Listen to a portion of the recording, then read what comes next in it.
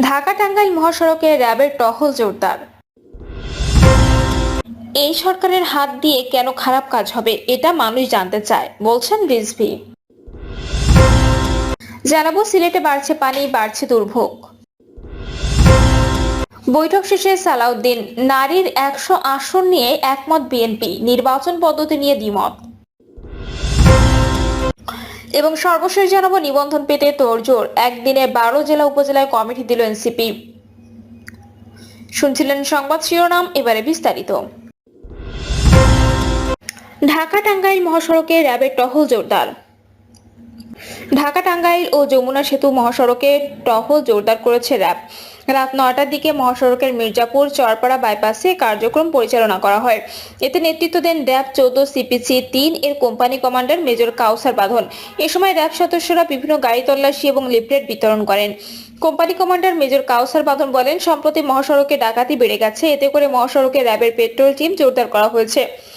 এই টিম বিভিন্ন স্থানে ডাকাতি প্রতিরোধে কাজ করবে। এছাড়া পুরো ঈদযাত্রা নির্বিঘ্ন করতে ও কার্যক্রম সন্ধ্যা থেকে ভোর পর্যন্ত অব্যাহত থাকবে। এই সময় প্রতিটি গাড়িতে র্যাব ও পুলিশের নম্বর সহ লিফলেট বিতরণ করা হচ্ছে। গত কয়েকদিনে মহাসড়কের টাঙ্গাইলের অংশে ৪টি ডাকাতি ও ছিনতাইয়ের ঘটনা ঘটে, ফলে ডাকাত আতঙ্ক ছড়িয়ে পড়ে যাত্রী ও চালকদের মধ্যে।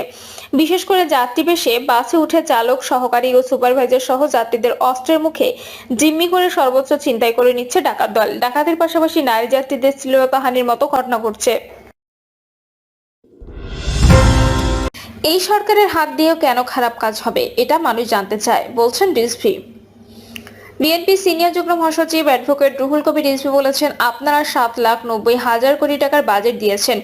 এ বাজেট শেখ হাসিনার সঙ্গে পার্থক্য কি বলুন? শেখ হাসিনাও কালো টাকা সাদা করার সুযোগ দিয়েছিল, আপনারাও দিয়েছেন। এটা তো অন্তর্বর্তী সরকার, ডক্টর ইউনূসের সরকার। তিনি আরো বলেন, এ সরকারের হাত দিয়ে কেন খারাপ কাজ হবে এটা মানুষ জানতে চায়। ৭,৯০,০০০ কোটি টাকার বাজেটে এ বাজেটে ২৩% উপর যাবে শুধুমাত্র প্রশাসনের বেতনের জন্য, আর সুদের টাকা যাবে ১৪%। তাহলে গরিব মানুষের জন্য কি রেখেছেন? লাভের গুড় তো পিঁপড়ায় খেয়ে ফেলছে। তাহলে জনগণের জন্য কি করলেন? রিজভী বলেন, আমরা চাই বাংলাদেশ ভালো চলুক, দেশে সুষ্ঠু গ্রহণযোগ্য নির্বাচন হোক। নির্বাচনটা কবে হবে আর কত দেরি হবে জিজ্ঞেস করলে উপদেষ্টা চুপ করে থাকে। একটা সময় সংস্কারকে নির্বাচনের প্রতিদ্বন্দ্বী করেছে, সংস্কারকে সামনে নিয়ে এসেছে, এখন তাও বলছে না। অন্তর্বর্তী সরকারের দেওয়া বাজেট সম্পর্কে বিএনপির মুখপাত্র বলেন, আপনারা ৭,৯০,০০০ কোটি টাকার বাজেট দিয়েছেন। এ বাজেট শেখ হাসিনার সঙ্গে পার্থক্য কি বলুন? শেখ হাসিনাও কালো টাকা সাদা করার সুযোগ দিয়েছিল, আপনারাও দিয়েছেন। রিজভী বলেন, স্বাস্থ্য খাতে, শিক্ষা খাতে বরাদ্দ কম, কিন্তু আমাদের তো বেশি দরকার স্বাস্থ্য খাত ও শিক্ষা খাতে। সাধারণ জনগণের স্বাস্থ্য সুরক্ষা তো সরকারই দেখবে। ডক্টর ইউনূস ক্ষমতায় আসার আগে অনেক কথা বলেছে, এখন তো তিনি নিজে ক্ষমতায়, তিনি তো গরিব মানুষকে দেখবেন। তিনি বলেছিলেন দারিদ্র্যকে জাদু করে পাঠান। এখন দেখছি ওনার হাত দিয়ে লুটেরা, ব্যাংক ডাকাতরা, তাদের হাতে কালো টাকা তারা সাদা করার সুযোগ পাচ্ছে। যদি শিক্ষা স্বাস্থ্য খাতে বরাদ্দ কম থাকে, তাহলে মানুষের কল্যাণে যে লড়াই ১৫ বছর ধরে হয়েছে, সর্বশেষ জুলাই আগস্টে ছাত্র জনতা আত্মাহুতি দিয়েছে, শেখ হাসিনাকে পালিয়ে যেতে বাধ্য করেছে। দেশের প্রতিটি গণতন্ত্রকামী রাজনৈতিক দল ডক্টর ইউনূসকে সমর্থন দিয়েছে যে আপনি বেশ ভালো চালান। তার হাত দিয়ে যে বাজেট, সে বাজেট গরিবকে আরো গরিব করে এবং মুদ্রাস্ফীতি কমানো তো দেখতে পাচ্ছি না। মধ্যবর্তী ও নিম্ন মধ্যবর্তী মানুষের চাপ আরো বাড়বে। সিলেটে বাড়ছে পানি, বাড়ছে দুর্ভোগ। সিলেটে ভারী বর্ষণ কিছুটা কমলেও সীমান্তবর্তী ভারতের পাহাড়ি ঢল থামেনি, ফলে নদ নদীর পানি কমার বদলে আরো বাড়ছে। জেলার প্রধান দুই নদী সোমা ও কুশিয়ারা 4টি পয়েন্টে পানি এখনো বিপদসীমার উপরে রয়েছে। বিশেষত জকিগঞ্জ, কানাইঘাট, ফেঞ্জুগঞ্জ, কোম্পানিগঞ্জ ও গোয়াইনঘাট সহ বেশ কয়েকটি উপজেলার মানুষ চরম দুর্ভোগে রয়েছেন। ঈদ সামনে রেখে যেখানে বাজারে ঘোরাঘুরি, কেনাকাটার ব্যস্ততা থাকার কথা, সেখানে মানুষ ব্যস্ত হয়ে পড়েছে পানি ঠেকাতে ও আশ্রয়ের ব্যবস্থা করতে। ফলে এখনো জমে ওঠেনি পশুরহাট। শেরপুরে পাহাড়ি ঢলে নিম্নাঞ্চলের নতুন নতুন এলাকায় জলাবদ্ধতা সৃষ্টি হয়েছে। মৌলভীবাজারের মাধবকুণ্ড ইকো পার্কের অভ্যন্তরীণ রাস্তা দেবে সৃষ্টি হয়েছে বড় ফাটলের। এছাড়া ব্রাহ্মণবাড়িয়ার আখাউড়ায় বন্যা পরিস্থিতির উন্নতি হয়েছে। সোমবার রাত থেকে মঙ্গলবার সকাল পর্যন্ত কুশিয়ারা নদীর 3টে স্থানে বাঁধ ভেঙে প্রবল স্রোতে জকিগঞ্জ উপজেলার অন্তত 50টি গ্রাম প্লাবিত হয়েছে। জরুরি ভিত্তিতে নিরাপদ স্থানে সরে যেতে বাধ্য হয়েছেন প্রায় 50,000 মানুষ। জকিগঞ্জ, বিয়ানীবাজার, ওসমানীনগর ও কানাইঘাটের অনেক গ্রামে ঘরবাড়িতে পানি ঢুকে পড়েছে। ডুবে গেছে গ্রামীণ সড়ক ও বাজার। জকিগঞ্জ পৌরসভার কিছু এলাকার সদর ইউনিয়নের রালাই ও বাখরশাল গ্রাম এবং খলাছড়া ইউনিয়নের লোহার মহল এলাকায় বাঁধ ভেঙে প্রবেশ করা পানিতে ঘরবাড়ি তলিয়ে গেছে। ধলাই, লোভা, সারি, ডাউকি সহ সব নদীর পানি বাড়ছে। শুধু সারি-গোয়াই নদীতে সামান্য কমতে দেখা যাচ্ছে। উপজেলাগুলোতে প্রশাসনের পক্ষ থেকে আশ্রয় কেন্দ্র প্রস্তুত রাখা হয়েছে। বিয়ানীবাজারে খোলা হয়েছে 68টি আশ্রয় কেন্দ্র। ওসমানীনগরে প্রস্তুত রাখা হয়েছে 73টি কেন্দ্র। ইতিমধ্যে দয়ামির ইউনিয়নের একটি স্কুলে আশ্রয় নিয়েছে 3টি পরিবার। মজুত রাখা হয়েছে শুকনো খাবার, চাল, ওষুধ। কাজ করছে মেডিকেল টিম, স্থানীয় প্রশাসন।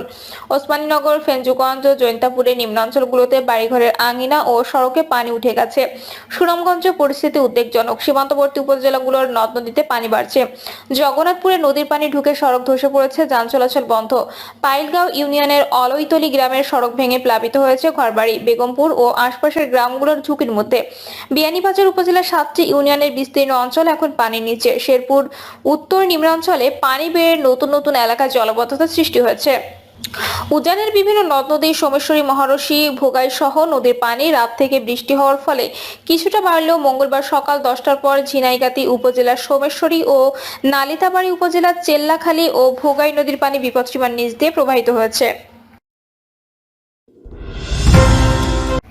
বৈঠক শেষে সালাউদ্দিন, নারীর 100 আসন নিয়ে একমত বিএনপি, নির্বাচন পদ্ধতি নিয়ে দ্বিমত। জাতীয় সংসদে নারী আসন সংখ্যা 50 থেকে 100 আসনে উন্নীত করার বিষয়ে বিএনপির একমত হলেও নির্বাচন পদ্ধতি নিয়ে ঐকমত্য পৌঁছাতে পারেনি বলে জানান বিএনপির স্থায়ী কমিটির সদস্য সালাউদ্দিন আহমেদ। সালাউদ্দিন আহমেদ বলেন, আগে এক সময় 30 আসন ছিল, পরে এটা আমরা বাড়িয়ে 45 করেছিলাম এবং পরবর্তী লাস্ট সংশোধনের মধ্যে এটা 50 আসন হয়েছে। কিন্তু নির্বাচন পদ্ধতিটা হচ্ছে আনুপাতিক হারে যাদের যত সদস্য আছে সেই অনুপাতে সেটা নির্ধারিত হয়। পরে আমরা আরো 50 আসন বাড়ানোর প্রস্তাব করলাম। প্রায় সব দলের এটা একই রকম প্রস্তাব ছিল। কিছু কিছু দল বাদে এবং কিছু কিছু দল এমনও প্রস্তাব করেছে যে 100 তারা মানে যদি প্রপোর্শনেট হয়, কিন্তু অধিকাংশ দল এটা প্রস্তাব করেছে যে নারীর আসন 50 থেকে 100-তে উন্নীত হলে ভালো হয়। তো সেই জায়গাতে এখন ঐকমত্য কমিশনের প্রস্তাবটা আছে, তবে সেটা নির্বাচন পদ্ধতি কি হবে ও বিষয়ে কোনো ঐক্য এখনো হয়নি। সেটা পরবর্তীতে আরো আলোচনার জন্য দেওয়া হয়েছে। বিএনপির স্থায়ী কমিটির সদস্য বলেন, দলের পক্ষ থেকে আমরা সেটা প্রস্তাব করেছি সরাসরি নির্বাচনের জন্য যে পদ্ধতিগুলো ঘূর্ণায়মান পদ্ধতি অথবা সরাসরি নির্বাচন পদ্ধতি যেগুলো আলোচনা এসেছে সেটা দেশের রাজনৈতিক কালচারে, সংসদীয় কালচারে এখনো পর্যন্ত ফিজিবল বলে আমাদের মনে হয়নি। সেজন্য আমরা বলেছি এটা আরো প্র্যাকটিসের মধ্য দিয়ে 1-2টা পার্লামেন্ট চলার মধ্য দিয়ে সেটা এমন একটা অবস্থায় যাবে তাতে সরাসরি নির্বাচনের ব্যবস্থা তখন করা যাবে। নারীদের সংরক্ষিত আসন থাকার যুক্তি তুলে ধরে তিনি বলেন, স্পেশালি অ্যাবলড অথবা ফিজিক্যালি ডিজেবলড যারা, তাদের জন্য এই বিধানটা কার্যকর করা যায় কিনা সেটাও সংবিধানে আসতে হবে। আমাদের নারী সমাজের এখনো পর্যন্ত তেমন অগ্রগতি হয়নি।